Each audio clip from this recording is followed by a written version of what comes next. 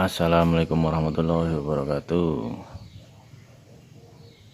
Di sini saya akan sedikit sharing ya dengan satu komponen.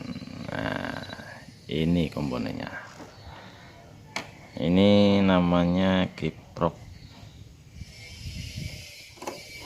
Kiprok punyanya Honda Beat F1 ya. Ini terletak di bodi motor sebelah kanan. Nah, dipasang di sini.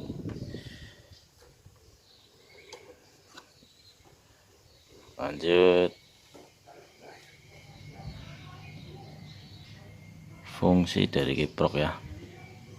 Fungsi dari kiprok yaitu yang pertama untuk merubah tegangan AC menjadi tegangan DC ya. Tegangan AC dari mana? Dari spool. Nah, ini tegangan AC dari spool dirubah menjadi DC untuk mengisi baterai. Kenapa kok harus dirubah? Ya karena baterai kan tegangannya DC.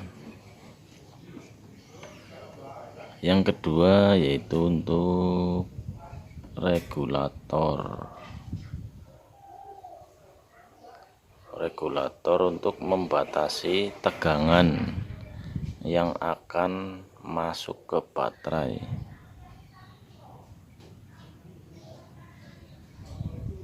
Dibatasi sekitar 12 volt sampai 15 volt ya. Kenapa kok dibatasi?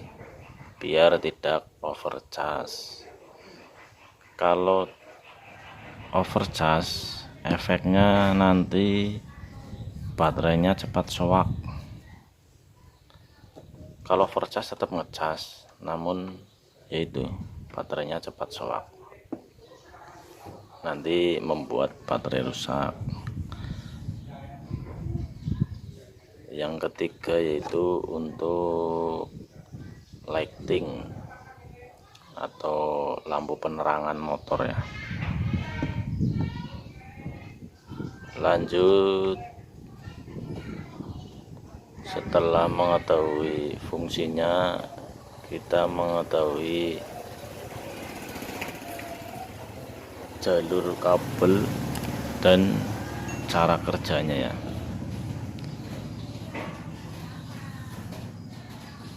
Pertama yaitu jalur kabelnya.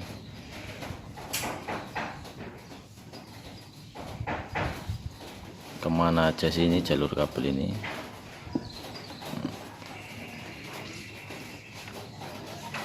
Sebelum ke jalur kabel, kiprok ini ada 5 kaki ya.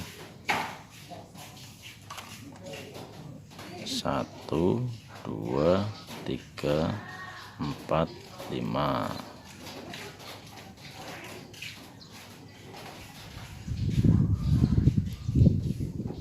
Yang pertama dari negatif aja ya, atau massa. Yang hijau ini yaitu ke grounding atau massa. Yang merah hitam ini positif. Ini arus positif dari kunci kontak. Yang ini arus positif juga dari plus baterai. Dan yang putih ini dari spool. Ini dari spool ya, positif juga ini. Yang ini positif juga, ini dari spool juga, namun sudah dibatasi.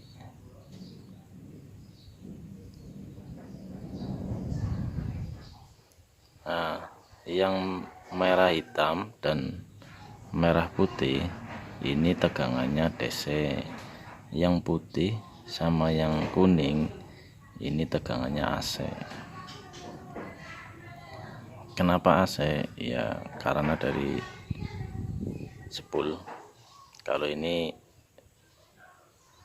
dari DC karena dari arus dari baterai semua ini. Nah, gimana cara kerja dan pengukurannya ya? Lanjut ya, pelan-pelan ya, biar gampang dipahami sama teman-teman. Nah, cara kerjanya dan pengukurannya itu ini, bila di on yang merah hitam dan merah putih, kunci kontak di on itu harus ada 12 volt, harus ada tegangan 12 volt. Dan yang ini, yang putih sama yang kuning, bila di on itu harusnya tidak ada. Gimana cara mengetahuinya? Diukur dengan AVO. Nah, cara menggunakan AVO ini ya, ada di atas ini, tinggal diklik, langsung ditonton cara penggunaan AVO. Sebelum kita lanjut, jika Anda menyukai video ini silahkan terlebih dahulu klik tombol like dan subscribe sebagai tanda support pada channel ini. Lanjut ke pengukuran. Pertama kunci kontak di on, lanjut AVO mode DC ya, karena ini kan tadi DC kan, mode pengukuran DC. Yang kabel AVO merah ini dicolokkan ke salah satu ini, yang merah hitam atau merah putih, merah putih, colok yang kabel hitam dari AVO ke grounding atau warna hijau. Ini bila di on harus ada 12 volt, dan yang ini juga yang merah putih 12 volt.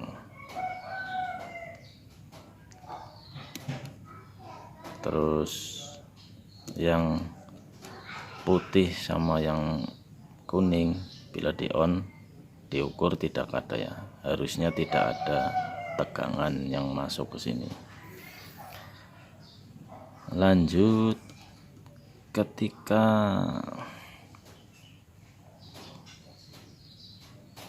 motor hidup,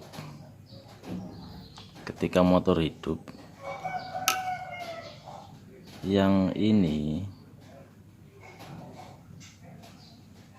putih ini harus ada tegangannya ya, karena spool sudah mutar. Nah, motor hidup kan spool mutar. Nah, ini harusnya yang putih ini harus sudah ada, dan yang kuning juga udah ada. Diukur seperti ini, harus ada tegangannya. Nah, ini langkah yang ini cara untuk cara mengetahui kerusakan pada jalur spool atau spoolnya sendiri ya. Ini bila ada tegangannya itu berarti jalur dari spool atau spoolnya sendiri itu normal. Lanjut ke kabel kuning. Ini untuk lighting ya, penerangan. Ini harusnya AC namun dibatasi.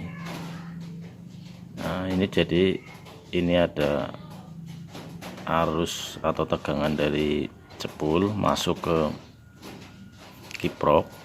Nah, terus dibatasi oleh kiprok, keluar ke sini masih AC namun dibatasin. Nah, kalau ininya ada berarti normal. Kiprok, fungsi kiprok untuk membatasi tegangan lighting itu normal. Berarti bila ada ini normal ya tadi ya. Nah, namun bila ini tidak ada tegangannya, yang putih ini sudah pasti tidak ada juga ini, yang kuning ini. Nah, kerusakannya ini bila putih tidak ada tegangannya itu dari jalur kabel spool ke kiprok atau dari kiproknya, dari spoolnya sendiri. Biasanya spoolnya kebakar lilitannya kah, atau kelupas itunya, isolatornya, atau bisa juga dari kabel spool menuju ke kiprok. Biasanya itu terjadi putus atau apa ya di daerah sini nih, masuk ke dalam sana. Itu kalau bit ini sering mengalami putus. Nah,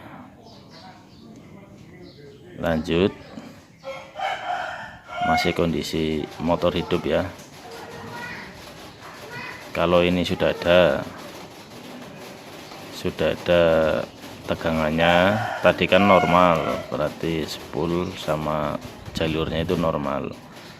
Lanjut kita ngecek ke sini.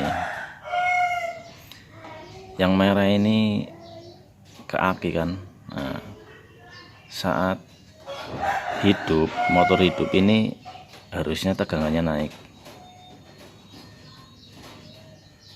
Tadinya 12, nah, bisa naik ke 13, 14, 15 harusnya. Jika kondisinya ini voltasenya naik, itu maka arusnya yang tadi pas on itu dari aki menuju ke kiprok langsung pada saat kondisi motor hidup ini harusnya berbalik ya, karena tegangannya ini naik, maka dari yang tinggi naik ke yang rendah. Kalau baterai kan 12, kalau ini naik, jadi kalau normal ya naik jadi 13 sampai 15. Nah, ini jadi ngalir ke aki untuk mengecas aki. Nah, bila ini tidak naik atau bahkan digas turun, nah, berarti ini kiproknya ini yang rusak. Kiproknya ini rusak, nggak bakalan ngecas ini nggak bakalan ngecas. Kalau ininya di bawah 12 ini nggak bakalan ngecas ya. Jadi masalahnya ini di kiprok. Nah, bila ini 12 ke atas naik sampai 15, kok baterai tetap masih ngedrop, masih nggak ngecas gitu. Nah, bisa jadi ini kabel ini koneksinya kurang bagus ya, atau putus, serabutnya putus, tapi nggak putus semua, itu ngecasnya lambat atau bahkan nggak ngecas.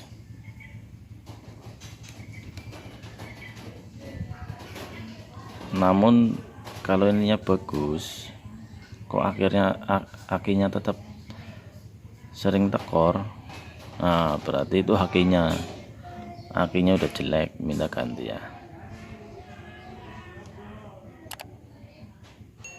Oke, mungkin itu yang bisa dijelaskan ya tentang kiprok. Semoga bermanfaat, bisa untuk membedakan mana yang rusak, spoolnya, kabelnya, atau kiproknya, atau baterainya. Semoga bermanfaat.